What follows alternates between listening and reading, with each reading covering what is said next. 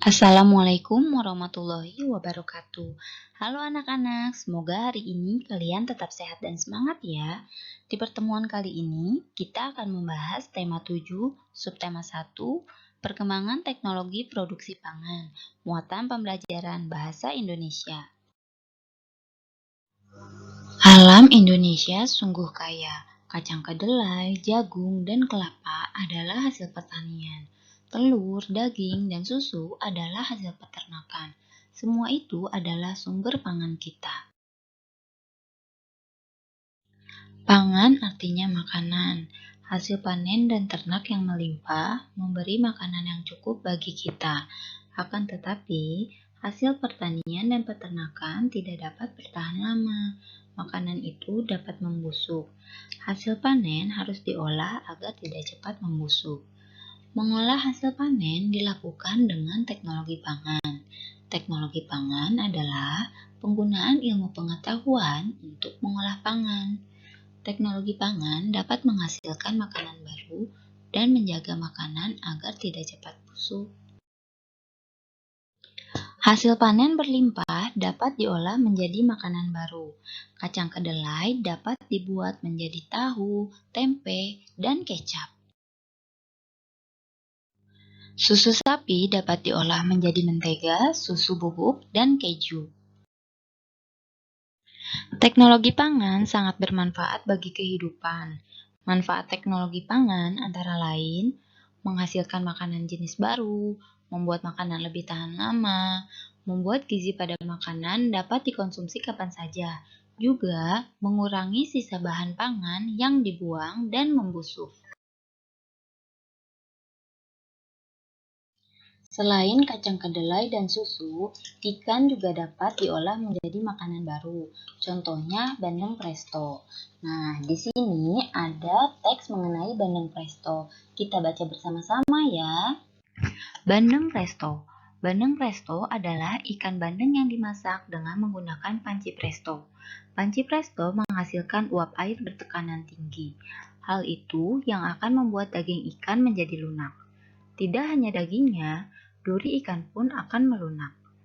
Bandeng presto ini dibumbui dengan bawang putih, kunyit, dan garam. Ikan yang sudah diberi bumbu kemudian dibungkus daun pisang. Setelah itu, ikan dimasukkan ke dalam panci presto yang dapat dikunci rapat. Lalu ikan akan matang secara merata. Setelah matang, bandeng presto dapat dikemas. Cara mengemas bandeng presto akan menentukan daya tahan ikan. Jika dibungkus plastik biasa, ikan akan bertahan selama 5 hari. Namun, jika dibungkus dengan menggunakan plastik tahan udara, ikan akan bertahan hingga 3 bulan. Sekarang, kalian perhatikan teks bandeng presto tersebut. Dalam teks tersebut, ada yang tulisannya berwarna hijau, merah, dan biru. Masing-masing teks berwarna tersebut disebut dengan paragraf. Yang berwarna hijau adalah paragraf 1, yang berwarna merah adalah paragraf 2, dan yang ketiga adalah yang berwarna biru adalah paragraf ketiga. Paragraf adalah suatu rangkaian kalimat yang memiliki suatu gagasan atau kalimat utama. Teks bandeng presto memiliki 3 paragraf ya. Paragraf pertama yang berwarna hijau, paragraf kedua berwarna merah, dan yang ketiga berwarna biru. Jadi, teks bandeng presto memiliki 3 paragraf. Sekarang kita lengkapi informasi yang diperoleh dari teks bacaan bandeng presto. Informasi 1, bandeng presto dimasak menggunakan titik-titik. Tadi kita sudah baca ya. Bandeng presto dimasak dengan menggunakan panci presto. Informasi 2, panci presto akan membuat daging ikan menjadi lunak. Tadi kan kita sudah baca, panci presto dapat membuat daging ikan menjadi lunak. Informasi 3 dapat kita temukan di paragraf 3, yaitu cara mengemas bandeng presto dapat menentukan daya tahan ikan. Jadi, teks bandeng presto menceritakan tentang tata cara pembuatan bandeng presto. Sekarang kalian perhatikan teks hasil teknologi pangan. Ibu tidak akan membaca keseluruhan teks ya, tapi Ibu hanya menjelaskan teks yang berwarna merah dan teks yang berwarna hitam. Nih, kalian perhatikan, kalimat yang berwarna merah pada teks hasil teknologi pangan merupakan kalimat utama pada setiap paragraf. Kalimat utama adalah kalimat yang menjadi inti dari suatu paragraf. Kalimat utama merupakan unsur penting dalam paragraf karena disinilah inti dari suatu paragraf. Jadi, kalimat utama dari paragraf pertama adalah manusia butuh makan terus-menerus.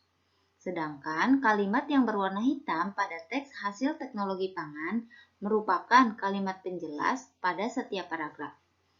Kalimat penjelas adalah kalimat yang menjelaskan pernyataan yang disebutkan pada kalimat utama.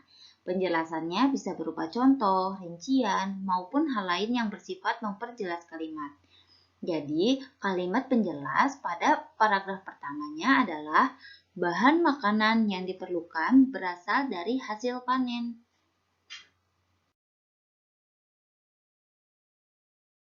Sekarang, ayo kita baca teks pengolahan singkong. Pengolahan singkong. Di daerah Sumatera Barat, singkong diolah menjadi berbagai macam makanan, mulai dari lauk pauk hingga makanan ringan. Gulai singkong, kue talam singkong, dan kacimui merupakan makanan yang biasa dibuat untuk konsumsi sehari-hari. Singkong goreng juga sering dibuat di rumah. Daya tahannya paling lama adalah 2 hari. Teknologi pangan memiliki peran penting dalam mengolah singkong. Teknologi pangan memberikan nilai lebih bagi bahan makanan hasil panen melalui berbagai cara. Tekniknya adalah melalui pengawetan, pengemasan, dan penyimpanan. Dengan demikian, singkong dapat dinikmati dalam jangka waktu lebih lama. Dengan adanya teknik pengawetan dan pengemasan bahan pangan, singkong dapat diolah menjadi berbagai jenis makanan. Singkong diolah menjadi dakak-dakak, karak kaliang, rendang singkong, dan karupak singkong pedas. Teknik pengemasan yang baik mampu membuat makanan tersebut awet hingga 3 bulan atau lebih. Dalam teks tersebut, kita mendapatkan informasi pengolahan singkong untuk sehari-hari dan olahan singkong dengan teknologi pangan. Contoh olahan singkong untuk sehari-hari adalah kacimui, kue talam singkong, dan gulai singkong. Sedangkan olahan dengan teknologi pangan adalah karak kaliang, dakak-dakak, karupak sanjay, dan rendang singkong. Nah, kalian sudah tahu ya mengenai paragraf dan kalimat utama. Sekarang, ayo kalian tentukan kalimat utama dari teks pengolahan singkong. Nih, ada contohnya di paragraf 1. Kalian lihat kan, di paragraf 1 ada kalimat yang diberi warna kuning. Kalimat tersebut merupakan kalimat utama. Jadi, kalimat utama dari paragraf 1 adalah di daerah Sumatera Barat, singkong diolah menjadi berbagai macam makanan. Sekarang, kalian tentukan paragraf 2 dan paragraf 3. Jangan lupa kalian tulis kalimat utama tersebut di buku tulis. Pengolahan susu sapi. Susu sapi dapat diolah menjadi berbagai jenis makanan baru. Contohnya adalah yogurt, keju, permen, mentega, hingga es krim. Dalam proses pengolahan susu, yang paling penting setelah hasilnya adalah cara mengemasnya. Pengemasan produk dapat menentukan daya tahan makanan tersebut. Manfaat teknologi pangan dalam pengolahan susu sapi antara lain dapat menghasilkan jenis makanan baru. Produk susu menjadi tahan lama, membuat kandungan gizi pada susu dapat dikonsumsi kapan saja, dan susu yang ada menjadi tidak terbuang. Pembuatan tempe. Tempe adalah salah satu hasil teknologi pangan dari kedelai. Cara membuatnya cukup mudah. Bahan yang digunakan adalah kacang kedelai, ragi tempe, serta daun pisang. Pertama, kacang kedelai dicuci hingga bersih. Kemudian direndam selama 12-18 jam. Kacang kedelai dicuci hingga kulitnya terlepas. Lalu kacang kedelai dikukus dan direbus hingga empuk. Kacang kedelai yang sudah empuk diangkat dan ditiriskan. Ragi tempe dapat ditaburkan jika suhunya telah berubah menjadi hangat. Kacang kedelai dapat dikonsumsi dalam bentuk yang baru, yaitu tempe, melalui teknologi pangan. Teknologi pangan bermanfaat agar kedelai dapat dinikmati sebagai jenis makanan baru. Zat gizi pada tempe dapat memperbaiki sel-sel tubuh yang telah rusak. Lengkapi kalimat di bawah ini. Gunakan kata-kata dalam kotak untuk membantumu. Setelah kalian melengkapi kalimat, kalian kelompokkan jenis makanan hasil panen dan makanan hasil teknologi pangan. Di sini ada contohnya, misalnya hasil panen. Contohnya kacang kedelai. Hasil teknologi pangannya adalah tahu, tempe, dan kecap. Terima kasih anak-anak karena telah mengikuti pembelajaran hari ini.